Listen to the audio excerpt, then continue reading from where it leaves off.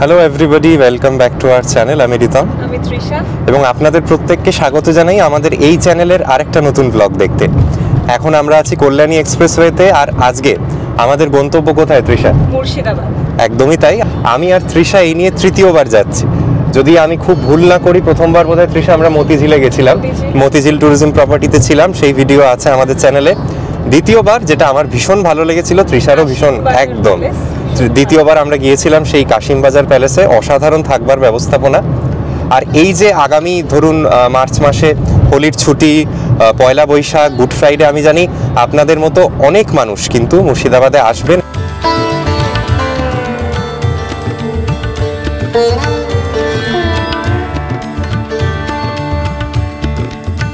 এখন কল্যাণী এক্সপ্রেসওয়ের যা কন্ডিশন, তারপর NH-12-এরও যা কন্ডিশন, তাতে মোটামুটি আগে আমাদের বাড়ি বিরাটি থেকে এই যে 200 কিলোমিটার যাত্রা ছিল বহরমপুর বা মুর্শিদাবাদ অবধি, সেটার সময় নিত 5.5 ঘন্টা মতো। এখন সেটা কমে 4.25 ঘন্টা, 4.5 ঘন্টা এসে দাঁড়িয়েছে। আমাদের বেরোতে বেরোতে একটু দেরি হয়ে গেছে, এখন ঘড়িতে বাজেই 11:30 মতো। হয়তো আজকে পৌঁছতে পৌঁছতেই আমাদের 4টে বেজে যাবে। আমরা 2 দিনের জন্য মুর্শিদাবাদ যাচ্ছি। চেষ্টা করব সমস্ত ইম্পর্টেন্ট ডিটেলস শেয়ার করা। এখন কারেন্ট রোড কন্ডিশনস কীরকম, মুর্শিদাবাদে গিয়ে আমরা যে হোটেলটিতে উঠছি তার একটা ডিটেল রিভিউ থাকবে, তার সঙ্গে আশপাশে ঘোরার সমস্ত তথ্য শেয়ার করব কিন্তু আজকের এই ব্লগটিতে।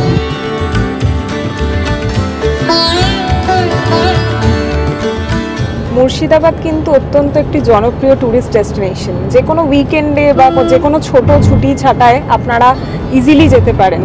সবারই এখন অফিস থাকে, তো ছুটি হাতে সবারই কম। তো 1-2 দিনের জন্য একটা ভালো উইকেন্ড ডেস্টিনেশন হিসেবে কিন্তু আপনারা অবশ্যই মুর্শিদাবাদকে চুজ করতে পারেন। আমরা বাই রোড গাড়িতে যাচ্ছি। যারা চাইবেন তারা কলকাতা স্টেশন থেকে হাজারদুয়ারি এক্সপ্রেসেও যেতে পারেন। এসি চেয়ার কারের ভাড়া পড়বে সেখানে 340 টাকা।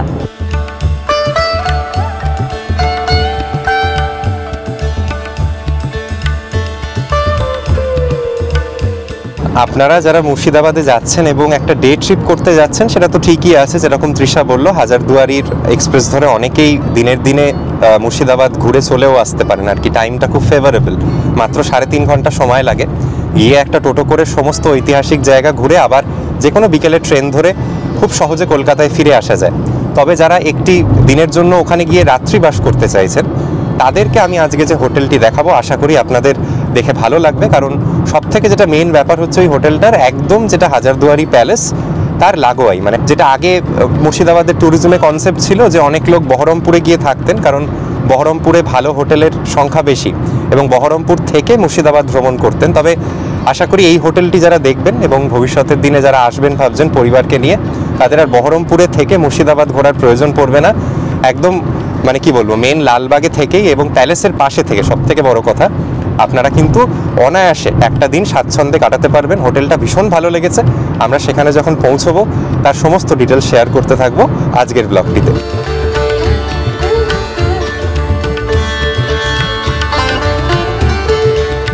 আপাতত আমরা কল্যাণী এক্সপ্রেসওয়ে ধরে চলছি।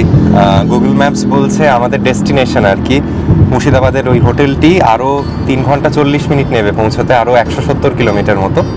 আমরা একটু আগেই, এই কিলোমিটার 2 আগেই ডান দিকে ঘুরে যাব। কাঁচরাপাড়া হরিণঘাটা যে কানেক্টর, সেই কানেক্টরটি ধরবো এবং তারপর জাগুলির কাছে গিয়ে পড়বো এবং জাগুলির ওই রাস্তা থেকে সোজা NH-12 ধরে মুর্শিদাবাদের দিকে যাব। আমরা যেরকম কল্যাণী এক্সপ্রেসওয়ে ধরে এলাম, এটা যারা চান না শহর কলকাতার দিক থেকে আসছেন, তারা কিন্তু বারাসাতের ওদিক থেকে এসেও বড় জাগুলি হয়ে এই একই রাস্তায় পড়তে পারেন। আজকে যদিও আমি ড্রাইভিং সিটে নেই, আজকে আমাদের সারথি বাবাই নিয়ে যাচ্ছে। আমার পায়ে একটা ইনজিওরির জন্য আমি আজকে গাড়ি চালাচ্ছি না, বাট রাস্তা এতটাই ভালো, এরকম রাস্তায় চালানো কিন্তু অ্যাবসলিউটলি আ প্লেজার। আপনারাও ভবিষ্যতের দিনে এই রুট ধরে যারা বহরমপুর, মুর্শিদাবাদ, মায়াপুর, রানাঘাট যে কোনো দিকে যাবেন, এটুকু কথা দিতে পারি, আগের 2 বছরের আগের যে স্মৃতি ছিল তার সমস্তটা মুছে যাবে। এখন এই যে রাস্তা, মানে কলকাতা থেকে মুর্শিদাবাদ যাওয়া বলুন বা বহরমপুর যাওয়া বলুন, অনেকটা সোজা করে দিয়েছে।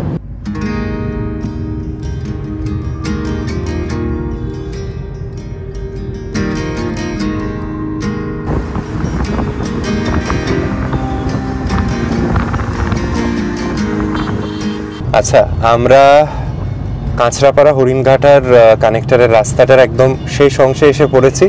সামনেই বড় জাগুলির মোড়। এখান থেকে আরও এই কিলোমিটার 160 মুর্শিদাবাদ পৌঁছতে।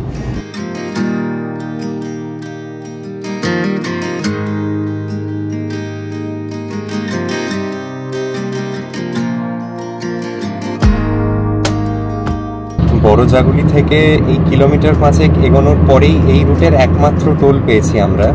টোল এই 4 হুইলারের জন্য পড়লো 105 টাকা।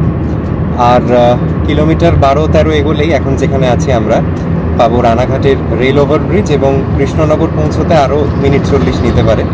আমার আর তৃষার ইচ্ছে, তাই তো তৃষা, মাদারসাটে একবার স্টপ নেওয়া।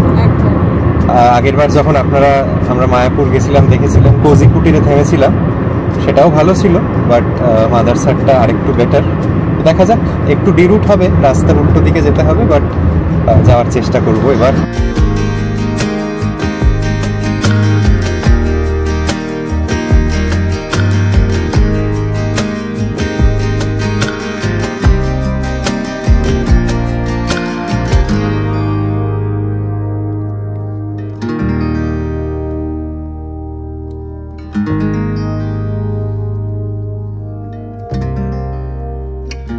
কম বেশি আমাদের বাড়ি থেকেই মাদারসাট আসতে 1 ঘন্টা 45 মিনিট মতো নিল। আমাদের ডেস্টিনেশন মুর্শিদাবাদ বোধহয় এখান থেকে আরো 2.5 ঘন্টা। তবে খিদে পেয়ে গেছে, এখন 1টা বাজে প্রায়।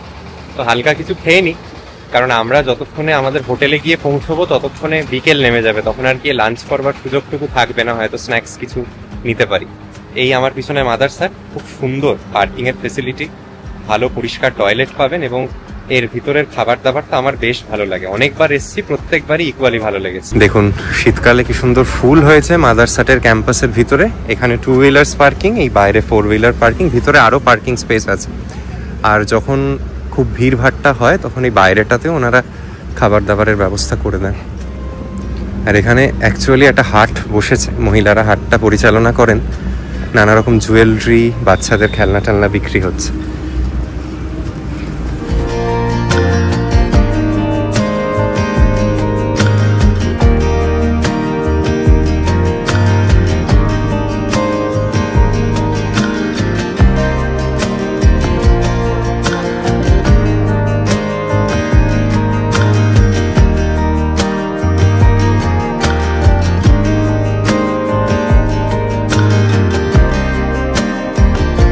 এই ডান দিক দিয়ে এন্ট্রি, সামনে কিন্তু ফ্রেশন আপ হওয়ার জন্য ওয়াশরুম আছে। কি বিরাট জায়গা দেখুন, তাও শনি রোববারে একটা সিটও পাওয়া যায় না। আর সব থেকে আমার যেটা ভালো লাগে, ভীষণ এস্থেটিক্যালি ডেকোরেটেড একটি জায়গা, আর গোটাটাই পরিচালনা করেন মহিলারা।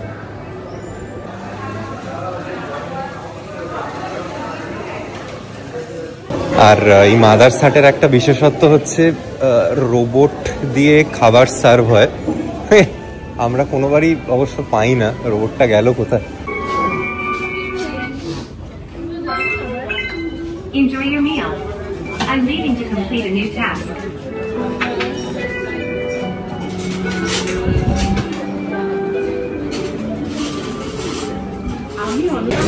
এই রেস্তোরাঁর মেনু কার্ডটা কি সুন্দর দেখুন, এটা মনে হচ্ছে কোনো গল্পের বই বা কোনো নভেল, এত সুন্দর। আমি আপনাদের এখানে কয়েকটা যে ইম্পর্টেন্ট আইটেমস তার মানে দামগুলো একটু বলে দিই। দুপুরের সময় যারা আসবেন, থালি তো অনেকেই খেয়ে থাকেন, থালির কি দাম একটু দেখে নিন। দেখুন সকাল 11টা থেকে দুপুর 4টের মধ্যে ওনারা থালি সার্ভ করে থাকেন। একটা হচ্ছে মায়ের বাড়ির আদরের ভোজ, এটা ওই 495 টাকা থেকে শুরু করে 745 অবধি। এবার ভাবছেন দামের তফাৎ কেন, আপনি মেন ভেজ থালিটার সঙ্গে কি নিচ্ছেন সেই অনুযায়ী দাম বাড়বে। মানে ইলিশ মাছ নিচ্ছেন নাকি মুরগির মাংস নিচ্ছেন, মাটন নিচ্ছেন, তার উপর দামটা কমা বাড়া হবে। আর একটা আছে হচ্ছে পদ্ম পাতায় ভোজ, এটা একদম শুধু ভেজ থালিটার দাম 250 টাকা, আর এর বাদে কিন্তু আরও অন্যান্য পদ নিলে দাম বাড়তে বাড়তে যাবে। এখানে হান্ডি চিকেনের দাম 220, আর মাটন বিরিয়ানি হচ্ছে 295। আওয়াধ এই বিরিয়ানি 300 টাকা চিকেন, 365 টাকা মাটন। দেখলেন তো রোবটের মাধ্যমে কি সুন্দর ওনারা খাবার পরিবেশনা করেন, একেবারেই এটা নতুনত্ব কনসেপ্ট। যাই হোক, আমরা লাঞ্চের জন্য নিয়েছি হচ্ছে একটা আওয়াধি বিরিয়ানি, যেটায় 2 জন খেতে পারবে, এবং তার সঙ্গে নিয়েছি হচ্ছে ফ্রেশ লাইম সোডা।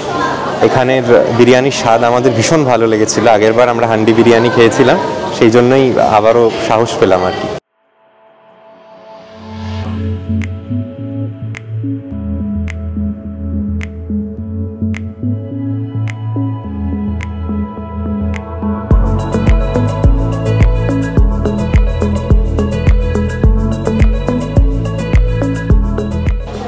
বিরিয়ানির স্বাদ অত্যন্ত ভালো, মানে চিকেনটা খুব সফট, বিরিয়ানিটা খেতেও দারুণ। তবে সমস্যা একটাই, সমস্যা বলবো না, কিছুটা বোঝবার ভুল, ওনাদের যে পরিমাণ সেটাই কিন্তু একটা যদি পোর্শন অর্ডার করেন সেটা একজন বড় মানুষই খেতে পারে। মাদারসাটে আমাদের খাওয়া দাওয়া শেষ। আমরা এই যে হান্ডি বিরিয়ানি, তন্দুরি আর দুটো ফ্রেশ লাইম সোডা নিলাম। আমাদের সর্বসাকুল্যে বিল হয়েছে 830 টাকা। ভীষণ ভালো লেগেছে, যদিও বিরিয়ানিটাই সব থেকে ভালো ছিল, তন্দুরিটা কম্প্যারিটিভলি অতটা ভালো লাগেনি।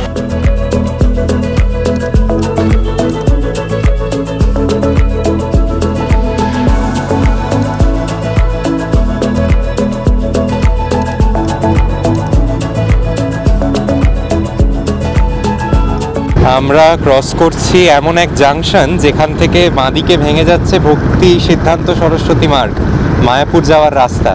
এই দেখুন, বাঁদিকেই আমরা যদি চলে যাই তাহলে চলে যাব মায়াপুরে। এই ঘুরে গেলাম যেন মনে হচ্ছে এই কদিনেরই কথা।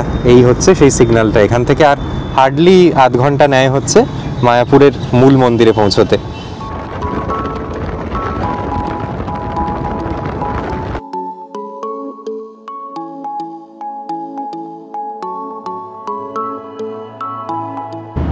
ঘড়িতে বাজে 2:45, আমাদের মোটামুটি হোটেল পৌঁছতে 4:10-15 লেগে যাবে। আচ্ছা, এই যে টোলটা আমরা বামনডাঙ্গার কাছে ক্রস করলাম, ওখানে 100 টাকা টোল পড়লো। তো আমাদের সকাল থেকে বাড়ি থেকে বেরোনোর পরে 205 টাকা টোল পড়েছে। এখনও কল্যাণী এক্সপ্রেসওয়ে টোলটা চালু হয়নি, এরপরে ওটার একটা অ্যাডিশনাল পড়বে। তো এইখানের এটাই ব্যাপার, মোটামুটি কৃষ্ণনগর আমরা ক্রস করে যাওয়ার পরে কিছু কিছু জায়গায় ডাইভারশন পেয়েছি, এটাই রোড আপডেটস, বাট ওভারঅল রাস্তা ভীষণ ভালো। বামনডাঙ্গার টোলটা ক্রস করবার পরে আমাদের গাড়ি এগিয়ে চলল পলাশী, রেজিনগর, বেলডাঙ্গা, সারগাছি হয়ে বহরমপুরের দিকে। আমাদের সেদিনকার ওভারঅল রোড ট্রিপটা এতটাই এনজয়েবল ছিল এবং রাস্তা প্রায় প্রত্যেকটা জায়গাতেই 95% অফ দ্য স্ট্রেচে এত ভালো পেয়েছি। সত্যি কথা, এটা অ্যাবসলিউটলি রেকমেন্ডেড একটা রোড ট্রিপ। আপনারা যারা ভবিষ্যতের দিনে হয়তো মায়াপুরও আসছেন, পারলে একটা দিনের জন্য সেটাকে এক্সটেন্ড করে মুর্শিদাবাদে ঘুরে যান। আমরা প্রবেশ করে গেছি বহরমপুর টাউনের মধ্যে। আপনারা যারা আজকের এই ভিডিওটা বহরমপুর বা মুর্শিদাবাদ থেকে দেখছেন, অবশ্যই নিচে একটা কমেন্ট করবেন।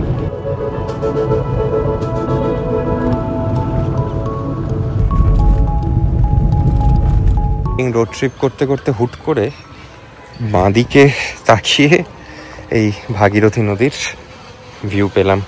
কি অপূর্ব লাগছে! এই নদী কত ইতিহাসেরই না সাক্ষী, ভাবুন। সিরাজের সময় থেকে এখানে বয়ে চলেছে। ওই দূরে দেখা যাচ্ছে রমেন্দ্র সুন্দর ত্রিবেদী ব্রিজ। এখানে ভাগীরথী বেশ চওড়া। NH-12 থেকে ভেঙে যাওয়ার পর এই স্বামী অখণ্ডানন্দ সরণী রোড ধরেই আমরা এগোচ্ছি বহরমপুর বাইপাসকে পাশ কাটিয়ে। রোড বলছে লালবাগ আরও 10 কিলোমিটার মতো এখান থেকে। লালবাগেই কিন্তু আমাদের হোটেলটা, একদম প্যালেসের কাছাকাছি।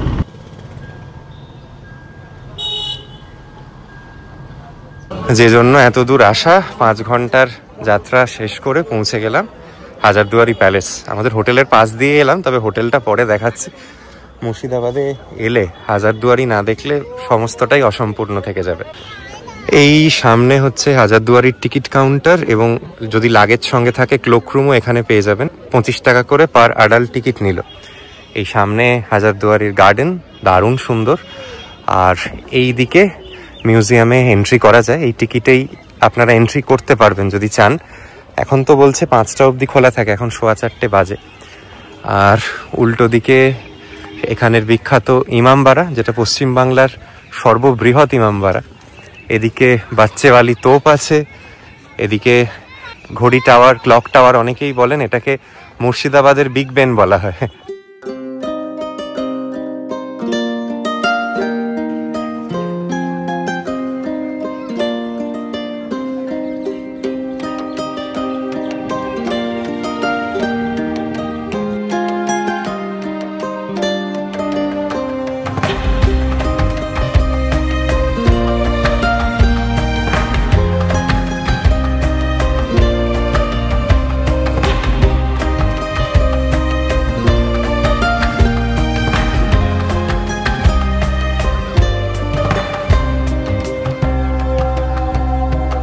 হাজারদুয়ারিতে প্রবেশ করবার জন্য টিকিট 4:30 অবধি দেয়, 5টা অবধি এমনি মোটামুটি কমপ্লেক্সটা খোলা থাকে।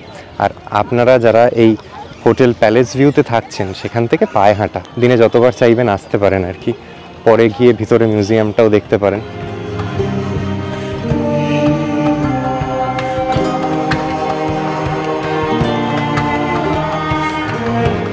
আমরা ঘুরে নিলাম, আশপাশটা ভালোই লাগলো, আর কিছুক্ষণ পর বন্ধ হয়ে যাবে। এই ঠিক হাজারদুয়ারি প্যালেসের বাইরে টাঙ্গা আর আপনাদের টোটো দুটোই পাবেন। টোটো করে ওই 500-600 টাকা নেবে, সারা ঘুরিয়ে দেখিয়ে দেবে আশপাশটা যে কটা দ্রষ্টব্য জায়গা আছে, কাঠগোলা বাগানবাড়ি, তারপরে জগৎ শেঠের বাড়ি, মতিঝিল পার্ক, এগুলো সব দেখে নিতে পারে। তো এই ছিল মোটামুটি। আমরা আবার ফিরে যাচ্ছি এখন হোটেলের দিকে। সকাল থেকে সেই বেরিয়েছি, হোটেলে ঢোকারই সুযোগ হয়নি, আগে ভাগে এটা দেখে নিলাম সানসেট হয়ে যাওয়ার আগে।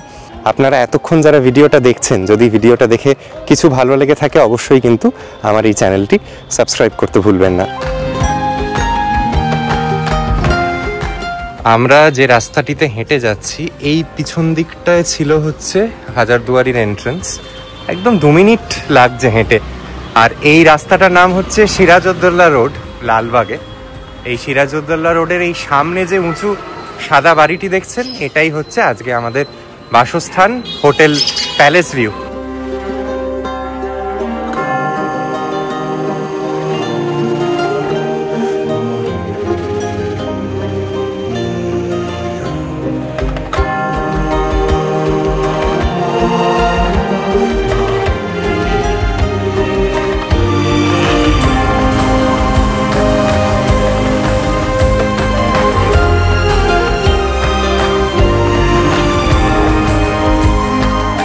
আচ্ছা, হোটেল প্যালেস ভিউয়ের আমাদের 2nd ফ্লোরে রুম। তো সব থেকে যেটা বিরাট সুবিধে, আপনারা অনেকেই বলেন বয়স্ক লোকেদের সঙ্গে আনলে এমন হোটেল বলতে যেখানে লিফট আছে। এখানে শুধু লিফট আছে বলে নয়, অত্যন্ত ভালো কোয়ালিটির লিফট আর কি।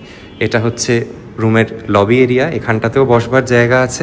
এই হোটেলটা জানেন মুর্শিদাবাদ স্টেশন থেকে জাস্ট 1.2 কিলোমিটার্সের ডিস্টেন্সে। টোটো ভাড়া যদি শেয়ারে আসেন এই হোটেলটা অবধি মাত্র 10 টাকা করে। আর সব থেকে যেটা সুবিধের ব্যাপার হচ্ছে, মুর্শিদাবাদের কিন্তু এমন কিছু গলিগালা আছে যেখানে গাড়ি টাড়ি নিয়ে যাতায়াত করা মুশকিল, parking is a huge concern. এখানে অ্যাটলিস্ট সেই প্রবলেমটা একেবারেই নেই। মানে আপনারা নিজেদের 4 চাকা গাড়ি আনুন বা অনেকে মিলে আসলে যদি কোনো টেম্পো ট্রাভেলার টাইপের হয়, সামনের যে রাস্তার আয়তন, অনায়াসে এখানে আপনারা কিন্তু চলে আসতে পারবেন, কোথাও আলাদা গাড়ি রেখে আসবার প্রয়োজন পড়বে না। লবিটাই কি সুন্দর দেখুন এই হোটেলটার, মানে লবিটা ইটসেলফ এত টেস্টফুলি ডেকোরেটেড। এই হচ্ছে বাঁদিকে 209 নম্বর রুম, আর আমাদেরটা হচ্ছে রুম নাম্বার 208।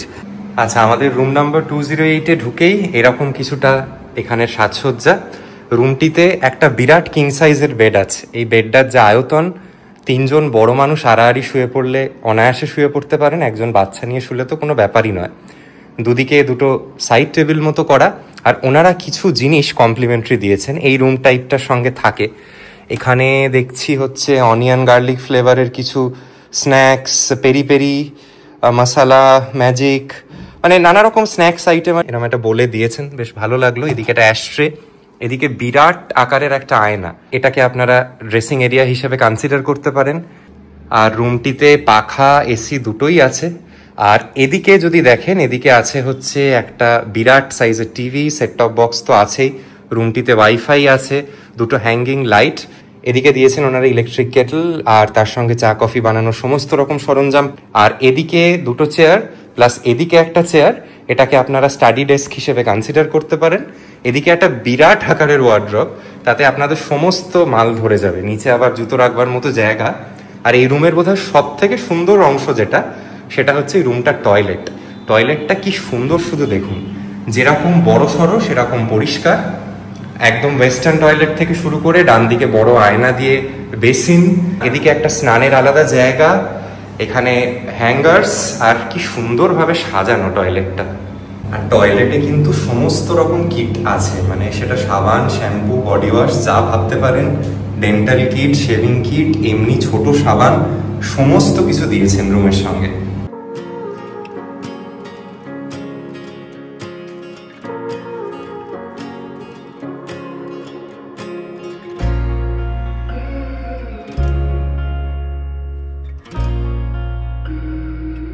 আর এই রুমটিতে একটা ফ্রেঞ্চ উইন্ডো মতো আছে, সেই মাথা থেকে একদম শুরু করে রুমটার মেঝে অবধি একটা বিরাট বড় জানলা।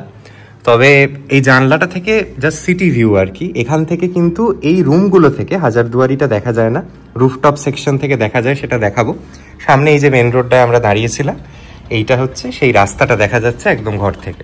আচ্ছা, আপনাদের তো হোটেলটা গোটাটা ঘুরিয়ে দেখালাম, এবার নিশ্চয়ই মনে প্রশ্ন হচ্ছে যে এই রকম একটা ভালো মানের হোটেলে থাকতে গেলে কত খরচ হবে।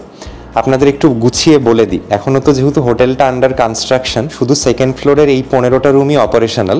তো এই যে 15টা রুম, তার মোটামুটি 4টে কনফিগারেশন আছে। এখানে ডাবল বেড পাবেন, ট্রিপল বেড পাবেন, টুইন বেড পাবেন, এবং আমরা এই যে রুমটিতে আছি এনাদের সব থেকে ভালো রুম কিং ডিলাক্স রুম।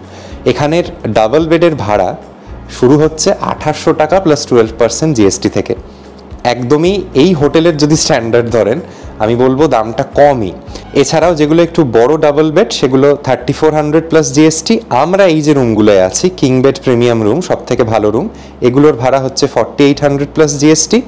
আর আরেকটা যেটা কনফিগারেশন আছে ট্রিপল বেড, সেখানে ভাড়া হচ্ছে 3800 প্লাস জিএসটি।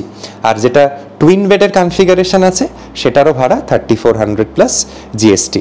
এই প্রত্যেকটা যে রুমের ট্যারিফ বললাম তার সঙ্গে আপনাদের ব্রেকফাস্টটা কিন্তু কমপ্লিমেন্টারি পাবেন, সেটা আপনি যে রুম টাইপেই থাকুন না কেন। আর আরেকটা যেটা আমার এর আগে বলা হয়নি, সেটা হচ্ছে যারা ড্রাইভার নিয়ে আসবেনও, ড্রাইভারদের থাকাটা ওনারা অ্যারেঞ্জ করে দেয় 500 টাকা করে, সেটার জন্য খরচ পড়বে। এরপর ধরুন আপনাদের সঙ্গে যদি কোনো অ্যাডিশনাল অ্যাডাল্টস বা বাচ্চারা আসে, তো তাদের থাকার খরচটা একটু বলে দিই। 6 বছর অবধি যদি কোনো বাচ্চা আসে, তার কিন্তু থাকবার জন্য অ্যাডিশনালি কোনো খরচ পড়বে না, দ্যাটস ফ্রি অফ কস্ট। 6 বছরের ওপর যদি কোনো বাচ্চা আসে তাদের 300 টাকা করে, এবং অ্যাডাল্টদের জন্য পার রুম, যদি ধরুন ডাবল অকুপেন্সির রুমে একজন কোনো থার্ড অ্যাডাল্ট থাকে, তার খরচটা পড়বে হচ্ছে 500 টাকা। একটাই আনফর্চুনেট ব্যাপার, যে বিষয়ে সুখবর দিতে পারলাম না, সেটা হচ্ছে এটা কিন্তু পেট ফ্রেন্ডলি রিসোর্ট নয় আনফর্চুনেটলি। তো সেটা অবশ্যই একটা কিছু লোকের ক্ষেত্রে হয়তো নেগেটিভ দিক মনে হতে পারে। পোষ্যদের নিয়ে আনফর্চুনেটলি এখানে আপাতত আসবার সুযোগ নেই। আমাদের রুম টাইপটার বাদেও হোটেল প্যালেস ভিউতে যে অন্য ক্যাটাগরির রুমগুলো এখন ফাংশনাল আছে, চলুন চট করে আপনাদের সেগুলো একবার ঘুরিয়ে দেখিয়ে দিই। আচ্ছা, আমরা এবার দেখে নিই রুম নাম্বার 202। এটা হচ্ছে ওনাদের একটা টুইন বেড কনফিগারেশনের রুম।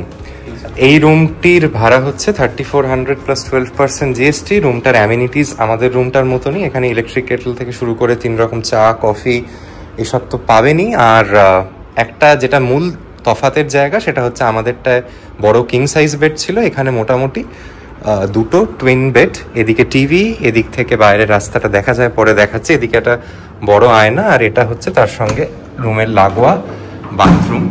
বাথরুমটাও বেশ পরিষ্কার পরিচ্ছন্ন, অনেকটা জায়গা নিয়ে।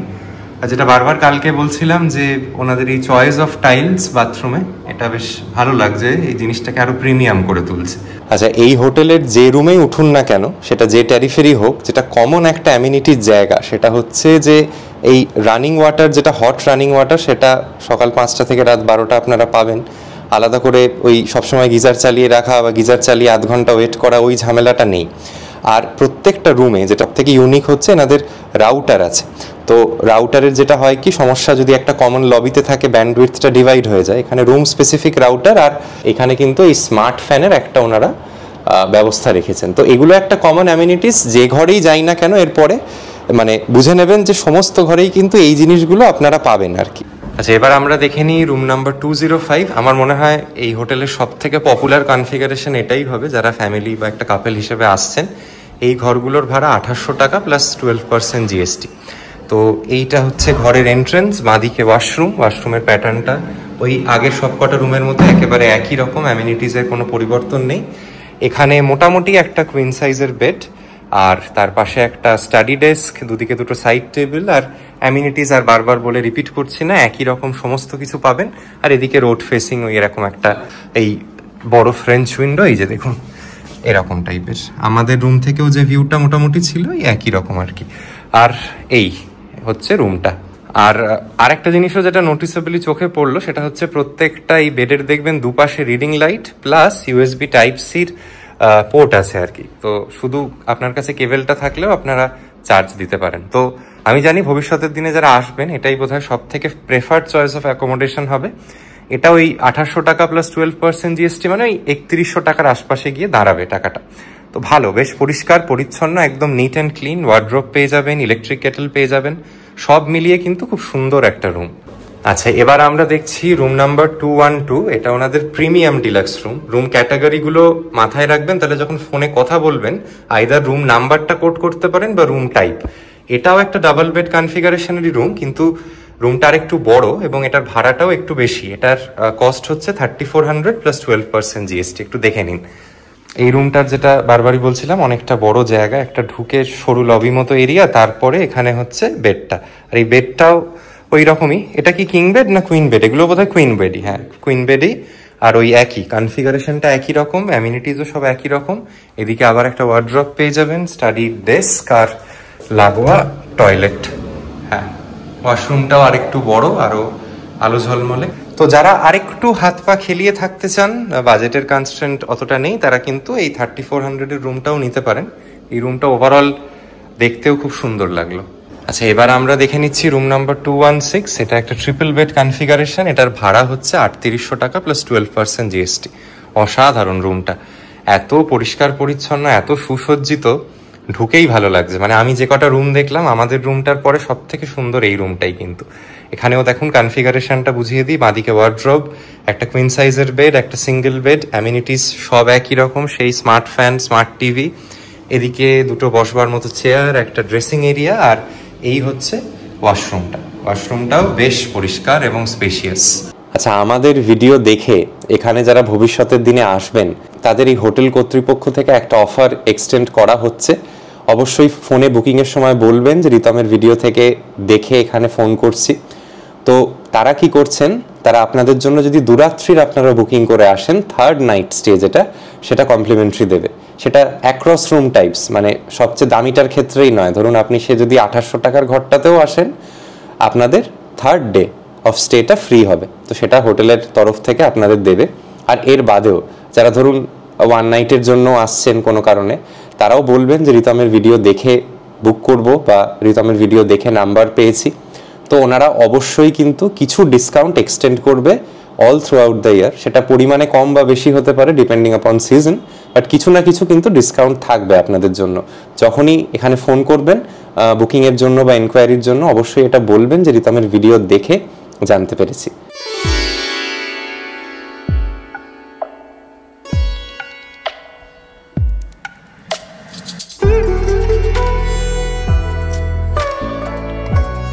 আলো জ্বলে যাওয়ার পর আশপাশটা ভীষণ ঝলমল ঝলমল করছে আর কি। আমাদের গাড়িটা এখানেই রেখেছি, এখানে আরেকটাও গাড়ি আছে। তবে এখনও এই দিকটা বুঝতেই পারছেন কিছুটা কনস্ট্রাকশনের কাজ চলছে, গোটা হোটেলটা কমপ্লিটলি তৈরি হয়নি।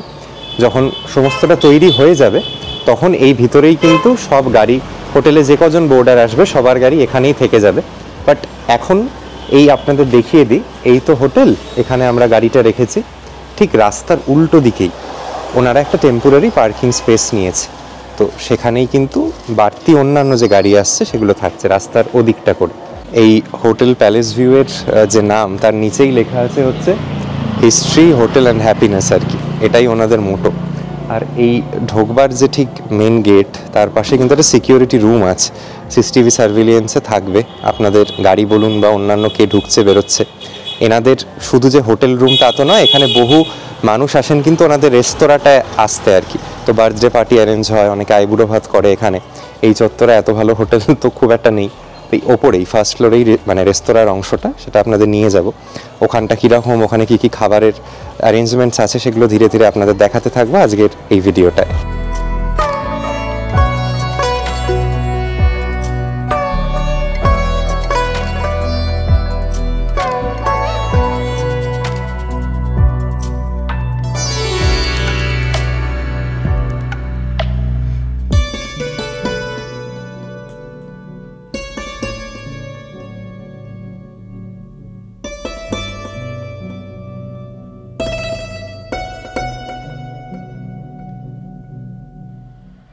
এসে গেছি ফার্স্ট ফ্লোরে। এটা হচ্ছে হোটেল প্যালেস ভিউয়ের রেস্টুরেন্ট এরিয়া। চলুন আপনাদের একটু ভিতরটা ঘুরিয়ে আনি। বিরাট জায়গা নিয়ে। আজকে শুনলাম এখানে একটা বার্থডে পার্টি আছে, তো সেই অনুযায়ী অ্যারেঞ্জমেন্টস হচ্ছে।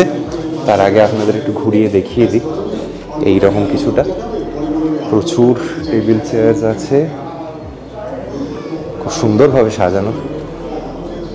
এদিকটা ওনাদের কিচেন, এই যে দেখুন পরিষ্কার পরিচ্ছন্ন হাইজেনিক কিচেন এরিয়া। আর এদিকটা ওনাদের সার্ভিং সেকশন, আর প্রায় অনেকগুলো টেবিল, গোটা 12-15টা টেবিল তো আছেই।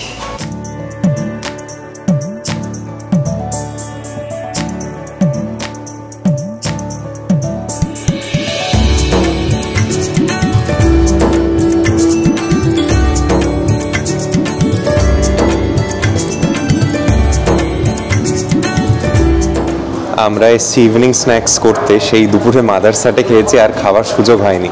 আমার পিছনে এই প্রপার্টির লাইভ কিচেন, এটাও খুব রেয়ারলি দেখা যায়, স্পেশালি মুর্শিদাবাদ চত্বরে, আর অন্য কোথাওই আছে কিনা জানি না। দারুণ ব্যাপার, একদম যে হাইজেনিকভাবে একটা মানে কি বলবো ক্লিনলিনেস মেনটেন করে ওনারা কিচেনটা রেখেছেন, আপনারা দেখলে বুঝতে পারবেন। আপনাদের দেখাই একবার, এই যে দেখুন ঝাঁ চকচকে পরিষ্কার, মানে আপনি খেতে খেতেই বুঝতে পারবেন যে আপনার যেখানে রান্না হচ্ছে সেটা কতটা হাইজেনিক এবং কতটা ওয়েল মেনটেন্ড একটি জায়গা।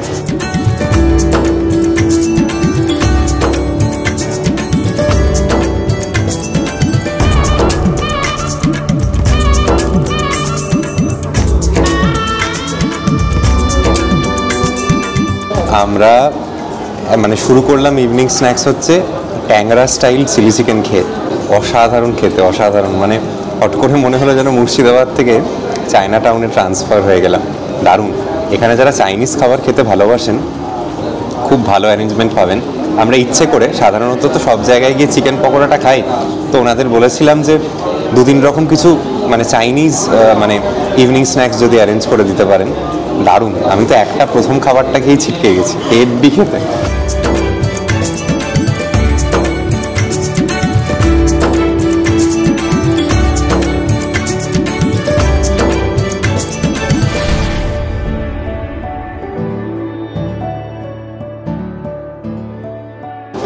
খাবার ভাবতে পারবেন না কি ভালো, মানে চিকেনের আইটেম তো ভালো হবেই। একটা জিনিস নতুনত্ব খেলাম, আগে কখনো খাইনি। কি তৃষা, তাই তো? অসাধারণ অসাধারণ, মানে চাইনিজ খাবার। যেটা হয় লোটাস স্টেমটাকে কেটে ক্রিসপি মানে যেরকম গ্রেভি করানো হয় সেরকম ফ্রাই করে ওটাকে টস করেছে সসে। লোটাস স্টেমের আগে আমি খেয়েছি অন্যান্য ডিশে, আমি কিন্তু খাইনি কখনো, মানে আমার একেবারেই নতুন। হ্যাঁ হ্যাঁ খেয়েছি, বাট এটা অপূর্ব ডিশটা, অপূর্ব। আমি যে 3টে খেলাম, কোনটা ছেড়ে কোনটা বলবো। এই লোটাস স্টেমের এই প্রিপারেশনটা বলছি একদম। আমি বলছি আপনারা যখন আসবেন, যদি একটা কোনো ইভিনিং স্ন্যাক্স নিতে হয়, ওই ট্যাংরা স্টাইল যেটা ওনাদের চিলি চিকেন, ওটা নেবেন। আর এই যারা কোনো কারণে ভেজ প্রিপারেশন চাইছেন কিছু, তারা এই লোটাস স্টেমের আইটেমটা একবার খেয়ে বলবেন কেমন লাগলো। অনবদ্য রান্না। আচ্ছা, খাবারের স্বাদ আমাদের তো ভীষণ ভালো লেগেছিল। শুধু সেদিনকের ইভিনিং স্ন্যাক্স নয়, গোটা স্টেটা কমপ্লিট করবার পর বলছি, ওনাদের ইন্ডিয়ান ফুড বলুন কিংবা রাত্রিরে আমরা যে সাধারণ রুটি চিকেন খেয়েছিলাম, কোথাওই কোনো ডিসঅ্যাপয়েন্টেড হওয়ার জায়গা নেই। আমি চেষ্টা করেছি ওনাদের যেটা মেনু তার বিভিন্ন সেকশনের ছবি তুলে ভিডিওতে অ্যাড করার। আপনাদের যে জিনিসের দামের ব্যাপারে একটা আইডিয়া চাই, ভিডিওটা সেখানে পজ করে একবার দেখে নিতে পারেন। প্রায় সমস্ত রকম খাবার পাবেন, সেটা ইন্ডিয়ান হোক, চাইনিজ হোক, তন্দুর হোক, নানা রকম মানে ননভেজ স্টার্টার, ভেজ স্টার্টার্স, এমনকি ডেজার্টস। আমাদের যেরকম ভীষণ ভালো লেগেছিল হচ্ছে ওনাদের বেকড মিহিদানা উইথ রাবড়ির প্রিপারেশনটা। আপনাদের যেটা বলেছিলাম, এই হোটেলটার নাম হোটেল প্যালেস ভিউ, যে কারণ এখান থেকে হাজারদুয়ারির রাত্রিবেলা একটা দারুণ ভিউ পাওয়া যায়। আমরা সেই ছাদেই এসছি। এখানে এখনও কনস্ট্রাকশনের কাজ হচ্ছে। এই ছাদটিতে ভবিষ্যতে সুইমিং পুলের সঙ্গে জাকুজি পাবেন, স্পা পাবেন, এবং সবথেকে যেটা ভালো দেখলাম, এই যে গোটা হোটেলে যে জলটা সরবরাহ হচ্ছে, এমনকি স্নানের জলটা, সেটাও কিন্তু আরও ওয়াটার। মানে কোনো দিকে কোনো রকম কোনো কি বলবো কার্পণ্য করেননি ওনার যিনি।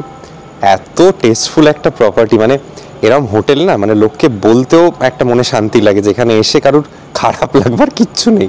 এই হচ্ছে সামনে হাজারদুয়ারি প্যালেসের অপূর্ব ভিউ।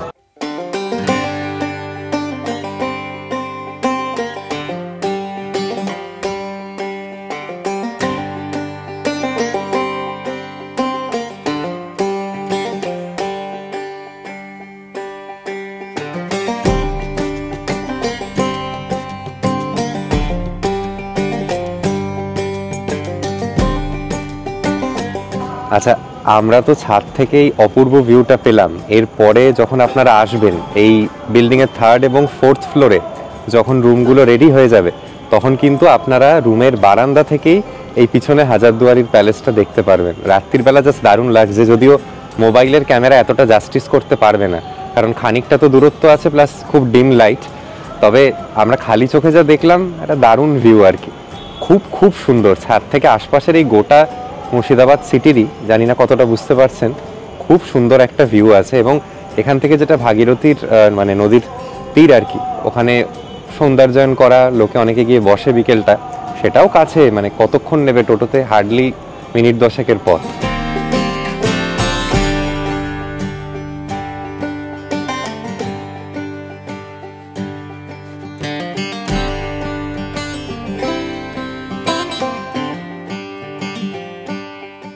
আশপাশটা ঘুরে দেখব বলে সেদিন গাড়ি নিয়ে বেরোলাম, এবং বেরিয়েই প্রথমে যে জায়গাটায় থামতে বাধ্য হলাম সেটা হচ্ছে আলোয় আলোকিত হাজারদুয়ারি প্যালেসের সামনে। এই রকম সময় এত নির্ঝঞ্ঝাট ভিড়ভাট্টা ছাড়া হাজারদুয়ারিকে দেখে আমাদের দারুণ লাগলো। আমরা হাজারদুয়ারির থেকে এই মিনিট 2-3 আগে এলাম। এটা হচ্ছে ওয়াসিফ মঞ্জিল প্যালেস। তো এখানের ঐতিহাসিক যেটা ভিত্তি সেটা শুনলাম, এটা অবশ্যই এখন একটা হেরিটেজ হাউস। আর মানে এটা সংরক্ষণ দেখেই সেটার আন্দাজ করা যাচ্ছে। তো মির্জাফরের বংশের শেষ নবাব আর কি থাকতেন এই প্যালেসটিতে, ওয়াসিফ আলী, এইরকম কিছুটা।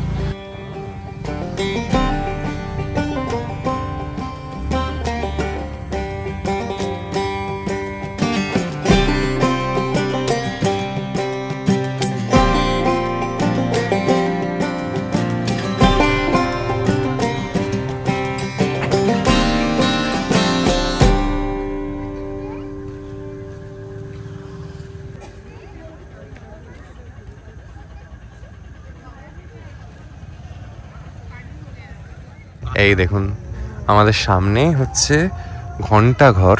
এটিকে আবার নতুন করে সৌন্দর্যায়ন করে মেনটেন করা হচ্ছে, ভালো লাগছে দেখে। প্রত্যেক ঘন্টায় নাকি এটা একবার করে বাজে এবং তার আওয়াজটা আশপাশে ত্বরান্বিত হয়।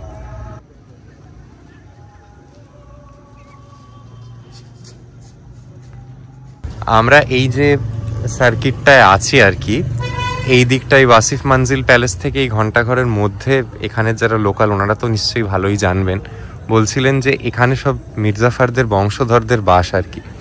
এক সময় খবরে শুনেছি যে সেই সময় ওনাদের এখানে আর কি লোকে কেউ ঢিল মারছে, কেউ দুটো বাজে কথা বলছে। এখন সেসব অনেকটাই পাল্টে গেছে, যদিও সেসব কিছু নেই, বাট হ্যাঁ, যে এখানে ওনাদের এখনো কিন্তু নিবাস আছে, মানে ওনাদের কি বলবো, যারা ডিসেন্ডেন্টস তারা এখানেই থাকে। এখন বুঝতেই পারছেন, আর সেই রাজত্বও নেই, সেই রাজমহলও নেই, দাঁত বার করা বাড়িঘর, কিন্তু তাও এখানে লোকজন বাস করে। এই যে দেখুন, এই সমস্ত জায়গায় কিন্তু লোকজনের বাস, জানলা দরজা সব বন্ধ, এমনি কোনো লোকজন দেখতে পাচ্ছি না। তবে এটুকু বিলক্ষণ বোঝা যাচ্ছে যে এখানে থাকে। এই যে এত সুন্দর একটা আর্কিটেকচার দেখুন, মনে হচ্ছে না বাইরেটা দেখে যে এটাও কোনো প্যালেসের এন্ট্রি বা কিছু একটা ছিল এক সময়। কি অবস্থা এখন। আর এই মাঠটার ঠিক উল্টো দিকেই হচ্ছে নবাব সিরাজউদ্দৌলা পার্ক। এই দেখুন। আচ্ছা, এই যে সামনের বাড়িটি দেখছেন, এখানে বলে মির্জাফরের যে এখনের মানে কারেন্ট যে বংশধর, তার এখানে নিবাস। দেখুন এক সময়ের কি প্রাচুর্য ছিল আর এখন কি অবস্থা। এই আমার বাঁদিকে ঘন্টাঘর, আর এখানে ওনাদের বাসস্থান আর কি। এমনি যে বাড়িটা খুব একটা খারাপ তা নয়, এসি টেসি লাগানো, বাট বাইরেটা সেভাবে মেনটেন হয় না। এদিকে একটা উঁচু গেট। আচ্ছা, এই গেটটার কি সিগনিফিকেন্স? দক্ষিণ দরজা, দক্ষিণ দরজা গেট। আশপাশে খানিকক্ষণ ঘোরাঘুরি করবার পর আবারও আমরা হোটেলে ফিরে আসি ডিনার করব বলে। সন্ধেবেলা এই ছোট্ট আধ ঘন্টার ঘোরাটা মন্দ লাগেনি। আই লাভ মুর্শিদাবাদের এই গ্লো বোর্ডটাও চোখে পড়ল। ঘড়িতে বাজে 10টা। এখানে শেষ এই রেস্টুরেন্ট ক্লোজিং টাইম হচ্ছে রাত্রি 10:30টায়। আশপাশটা কি সুন্দর লাগছে দেখুন। মানে যেটা রিয়েলাইজ করলাম যে শুধু যে রুমের বোর্ডাররা আসে তা নয়, এখানের লোকাল মানুষ যারা এই লালবাগ মুর্শিদাবাদ অঞ্চলে, অনেকে কিন্তু এখানে evening snacks, birthday party, dinner এইসবের পারপাসে আসে। পিছনে দেখলে বুঝতে পারবেন কোনো টেবিল আর প্রায় খালি পড়ে নেই। আমরা বিকেলে যেহেতু এত রকম চাইনিজ আইটেম খেলাম, রাত্রিবেলা শুধু রুটি আর চিকেনের কষা খাচ্ছি আর কি। খুব ভালো লেগেছে আপাতত যেটুকু জিনিস খেয়েছি। দেখুন, একটা গোটা রেস্তোরাঁকে তো ওভাবে সার্টিফিকেট দেওয়া যায় না। আমরা যেটুকু খাবার খেয়েছি, সীমিত খাবার, আমাদের বেশ ভালো লেগেছে। এবং এখানে এত লোক আসছে যখন, দ্যাট ইন্ডিকেটস দ্যাট যারা আসে তাদেরও নিশ্চয়ই ভালো লাগে বলেই বারবার এখানে ফিরে আসে হয়তো পরিবারের সাথে। আচ্ছা, এই হচ্ছে আমাদের ডিনার। আমরা নিয়েছি রুটি আর এই হচ্ছে চিকেনের কষা। মোটামুটি বোধহয় 6-7 পিস আছে, মানে 3 জন বড় মানুষ অনায়াসে খেয়ে নিতে পারে। কি বলিস? একদম একদম। আর টেস্ট নিয়ে কোনো কথাই নেই। হ্যাঁ, আর সব থেকে আমার যেটা ভীষণ অ্যাট্রাকটিভ লাগছে, বিকেলেও দেখিয়েছে, এই লাইভ কিচেনের কনসেপ্টটা। এরকম খেতে খেতে কোথায় কি বানানো হচ্ছে সব দেখা যাচ্ছে। আর ওনারাই সাজেস্ট করলো এখানে মিষ্টি হিসেবে ওনাদের সিগনেচার ডিশ হচ্ছে এই বেকড মিহিদানা।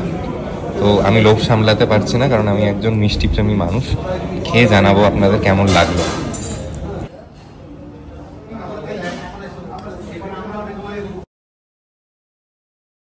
Good morning everybody.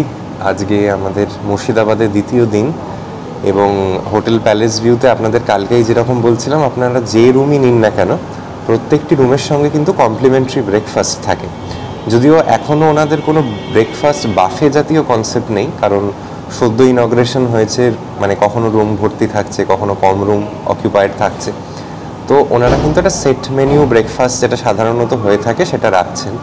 আপনারা ওনাদের যেটা বলবেন করে দিতে পারে। ফর অ্যান এক্সাম্পল, যেটা ইউজুয়ালি হয়ে থাকে ওই লুচি তরকারি, তারপর ধরুন আপনি ডিমের পোচ খেলেন কি অমলেট খেলেন, এগুলো বললে ওনারা করে দিতে পারে।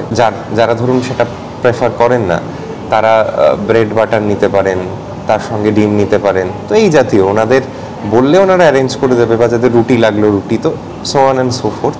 তো আমরাও এসছি। আমি নেব হচ্ছে লুচি, আর তৃষার জন্য বলা আছে হচ্ছে ব্রেড বাটার। তো দেখা যাক। আমরা আজকে এই হোটেলে চেক আউটের স্ট্যান্ডার্ড টাইম ওই 11টা রাফলি। তো চেক আউট করবার পর আমরা যাব হচ্ছে লোকাল কিছু জিনিস দেখতে। সেদিন হালকা ব্রেকফাস্ট সেরে নিয়ে আমি আর তৃষা হোটেলটিকে বিদায় জানিয়ে রওনা হলাম হচ্ছে লোকাল কিছু সাইট সিইং করতে। একদিনে আমাদের অভিজ্ঞতা ভীষণ ভীষণ ভালো ছিল এই হোটেল প্যালেস ভিউ মুর্শিদাবাদে থাকার। আমি আর তৃষা এবার রওনা হচ্ছে আশপাশের কিছু জায়গা দেখব বলে। যেরকমটা সকালেই বলছিলাম যে এখানে যারা থাকবেন, শুধুই যে হাজারদুয়ারিটা কাছে পড়বে তা তো নয়, এই 5-6 কিলোমিটার রেডিয়াসের মধ্যে আরও অনেক জায়গা দেখবার আছে মুর্শিদাবাদের ইতিহাসকে ঘিরে। তৃষা আর আমি একটু আগেই কথা বলছিলাম, এই একদম হোটেলের পাশেই টোটোগুলো দাঁড়িয়ে থাকে। আপনারা যদি একটু দরদাম করে নেন, যারা নিজের গাড়ি আনছেনও না, 500 থেকে 700 টাকার মধ্যে প্যাকেজ করে ওনারা আশপাশের সমস্ত জায়গা ঘুরিয়ে আবার হোটেলে ড্রপ করে দেবে। তো এটাই হচ্ছে মূলত আপনাদের একটা বলবার জিনিস ছিল। তৃষাকে একটু জানতে চাইবো এখন অবধি থাকার কীরকম কী লাগলো সব মিলিয়ে। থাকার এক্সপিরিয়েন্স তো খুবই ভালো। মানে মুর্শিদাবাদে এরকম যে লাক্সারি একটা হোটেল হতে পারে, এটা আমার অন্তত ধারণা ছিল না। এর আগে অনেকবারই এসেছি, প্রায় 2বার এসেছি এর আগে মুর্শিদাবাদ। তো এই রকম হোটেলের কনসেপ্ট আর থাকার এক্সপিরিয়েন্স ফার্স্ট টাইম, খুব ভালো লাগলো। সেটাই, চলুন রওনা হই। আমরাও 1-1.5 ঘন্টা ঘুরবো আর কি। তারপর আবার হোটেলেই এনাদের ক্লোক রুমের ফেসিলিটি আছে, আপনারা লাগেজ চাইলে ক্লোক রুমে রেখে চেক আউট করে সব ঘুরে টুরে নিয়ে আবার ফাইনালি কলকাতার দিকে রওনা হতে পারেন। আমাদের হোটেল থেকে জাস্ট মানে 100 মিটার দূরে হচ্ছে এই প্রথম গেটটা আর কি, হাজারদুয়ারি প্যালেসের। আমরা হাজারদুয়ারি প্যালেসের পাশ দিয়ে যাব। এই গেটটা দেখতে পাচ্ছেন সাদা, এটা একেবারেই 100 মিটার্স ডিস্টেন্সের মধ্যে। তো আমরা যেহেতু হাজারদুয়ারি কালকে ঘুরে নিয়েছি, আমরা আর হাজারদুয়ারিতে আজকে দাঁড়াচ্ছি না। এই রুট দিয়ে গেলে প্রথমেই আমাদের হোটেল থেকে 1.5 কিলোমিটার দূরে হচ্ছে টম্ব অফ আজিমুন্নিসা। আচ্ছা, আমাদের আজকের সাইট সিইংয়ের প্রথম স্টপ হচ্ছে আজিমুন্নিসা বেগমের সমাধি। আজিমুন্নিসা বেগম কে ছিল, তার কি ইতিহাস, সেটা এই জায়গাটা একটু ভিডিওটা পজ করে পড়ে নিতে পারেন। আজিমুন্নিসা মানে মুর্শিদ কুলি খাঁর একমাত্র মেয়ে এবং wife of Nawab of Murshidabad Sujauddin. তো এখানে না নানা রকম ইতিহাস আছে, মানে তার কতটা সত্যতা সে যাচাই করে আমরা কেউই দেখিনি, জানিও না। এখানের গাইডদের থেকে নানা রকম আপনারা গল্প শুনতে পারবেন। বলা হয় না কি উনি বাচ্চাদের কলিজা খেতেন আর কি। ওনার কোনো একটা মানে ব্যাধি হয় এবং কোনো ফকির এসে ওনাকে বলে যে রোজ যদি কোনো একটা বাচ্চার কলিজা খেতে পারেন আপনার মানে ব্যাধির মানে ঠিক হয়ে যাবে আর কি। একটা এখানে পুরনো মসজিদ মতো ছিল, সেটা তো এখন ভগ্নাবশেষ, প্রায় কিছুই নেই। আর বলা হয় এই যে সিঁড়ি, এই সিঁড়ির নিচে নাকি ওনার জ্যান্ত সমাধি দেয়া আছে, এবং সিঁড়ির নিচে ওনার সমাধি দেওয়ার কারণ হচ্ছে যে যাতে ওনার পাপ কিছুটা মানে ধুয়ে যায় আর কি, লোক যে ওনার মানে কবরটাকে মারিয়ে মারিয়ে উঠবে, তো তাতে ওনার আর কি পাপ কিছুটা কমবে। তবে দেখুন এইসব গল্প কে আর মিলিয়ে দেখতে গেছে, উনি সত্যি বাচ্চাদের কলিজা খেতেন কি না, নাকি ওনাকে জ্যান্ত এখানে সমাধি দেওয়া হয়েছে, নোবডি নোস। বাট এখন তো এটা একটা জাস্ট রুইন আর কি।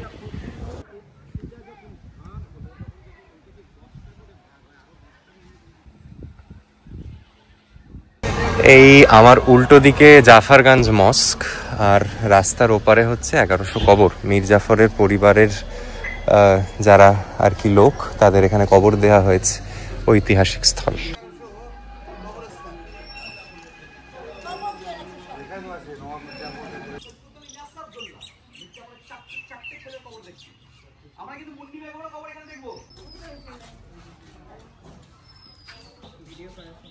আচ্ছা, আমরা এই যে নিজেদের গাড়ি নিয়ে ঘুরছি, এখন তো বেশ গরম, যদি আপনারা কেউ চান যে হোটেলকে বলে গাড়ি নিয়ে ঘুরবেন, এই একই জিনিস আর কি, 50 কিলোমিটার রেডিয়াসের এই যে সাইট সিং, ওনারা হোটেল টু হোটেলের প্যাকেজের জন্য, একটা ডে প্যাকেজের জন্য নেয় হচ্ছে 2000 টাকা। এরপর ধরুন আপনি আরও দূরে কোথাও গেলেন, আজিমগঞ্জ গেলেন, জিয়াগঞ্জ গেলেন, সেক্ষেত্রে 50-এর পর যে সারপ্লাস কিলোমিটারটুকু হবে সেটা প্রতি কিলোমিটার 15 টাকা করে কিন্তু হোটেল প্যালেস ভিউ থেকে চার্জ করবে আপনাদের।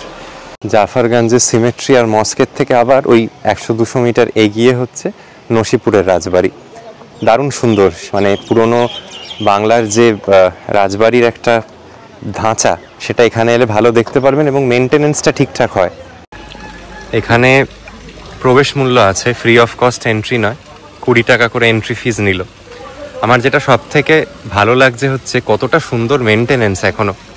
সেই সময় এখানে ট্যাক্স কালেকশনের জন্য সম্ভবত এই জায়গাটি তৈরি, এবং এখানে দেখুন একটা কি সুন্দর ঝর্ণা সেই সময়কার। আর এই রাজবাড়িটা না ওই হাজারদুয়ারির ঠিক যে থিমে রংটা করা, একদম ওই রংটাই করেছে। হাজারদুয়ারিও রিসেন্টলি দেখলাম একদম রং হয়েছে, এটাও তাই।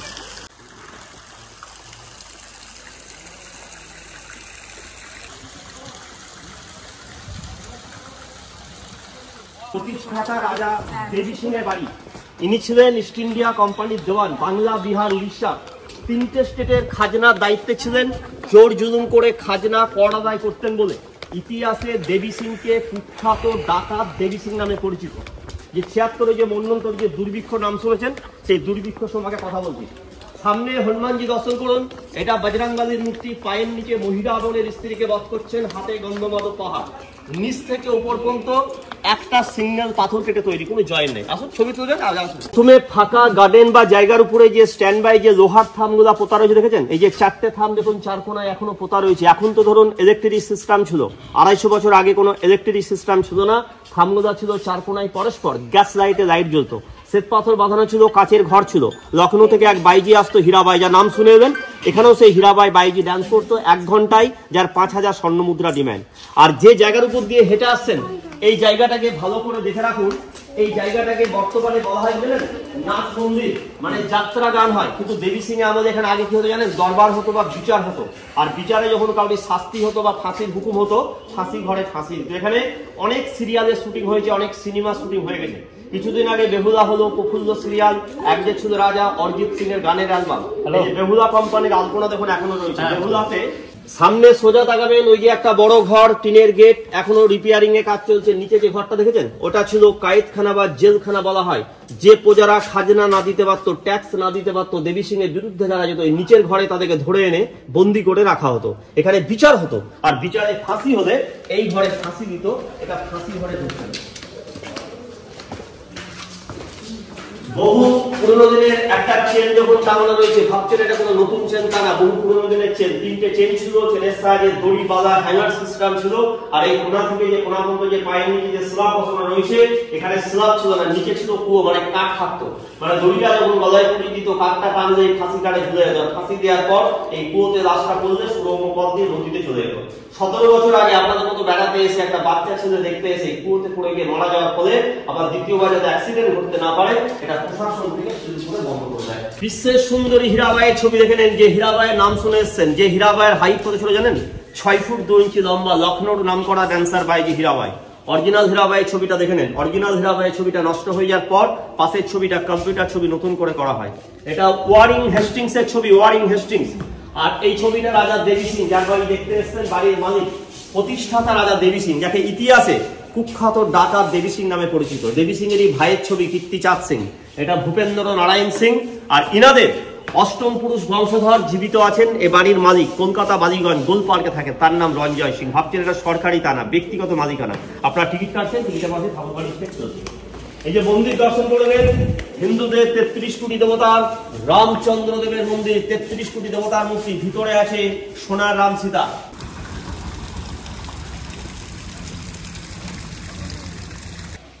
রাজবাড়ি ঘুরে আমরা সেদিন জগৎ শেঠের বাড়িতে যাই এবং তারপর পৌঁছে যাই হচ্ছে কাঠগোলা বাগান বাড়ি।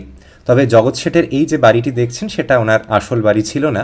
ভাগীরথী নদীর তীরে ওনার যে বাড়ি ছিল সেটা জলে তলিয়ে যাওয়ার পরে ওনাদের বংশধররা এখানে এই বাড়িটি ক্রিয়েট করেন। বলা হয় জগৎ শেঠ সে সময় অবিভক্ত বাংলার সবথেকে ধনী মানুষ ছিলেন। তবে যাই হোক, এই জগৎ শেঠের বাড়ি বলুন কিংবা কাঠগোলা বাগান বাড়ি, এগুলোর কোনোটিতেই কিন্তু ভিতরে কোনোভাবে কোনো রকম ফিল্মিং বা ফটোগ্রাফির কোনো পারমিশন নেই, তাই খুব ডিটেলসে দেখানো সম্ভব হলো না।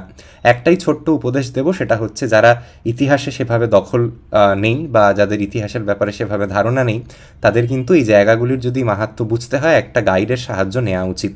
গাইড হয়তো 50 টাকা 100 টাকা নেবে, বাট সবটা বুঝিয়ে দেখাতে পারবেন। আমি যেটুকু আন্দাজ করলাম, যদিও একটা থেকে একটা জায়গার দূরত্ব খুব একটা বেশি নয়, বাট গাইড নিয়ে যদি ডিটেলসে সবটা ঘুরতে যান সেক্ষেত্রে ভালো সময় নিয়ে নেবে, মানে হাফ ডে ট্রিপ আর কি। সকালে যদি ব্রেকফাস্ট করে 10টা-11টায় বেরোন, আবার 3টে-4টের মধ্যে হোটেলে ফিরে আসতে পারবেন। তো এইটাই মূলত কিন্তু দেখবার ছিল। এছাড়া কাটরি মসজিদ দেখে নিতে পারেন। কাটরি মসজিদটা কলকাতায় ফেরার সময় বহরমপুর থেকে কাছে পড়বে।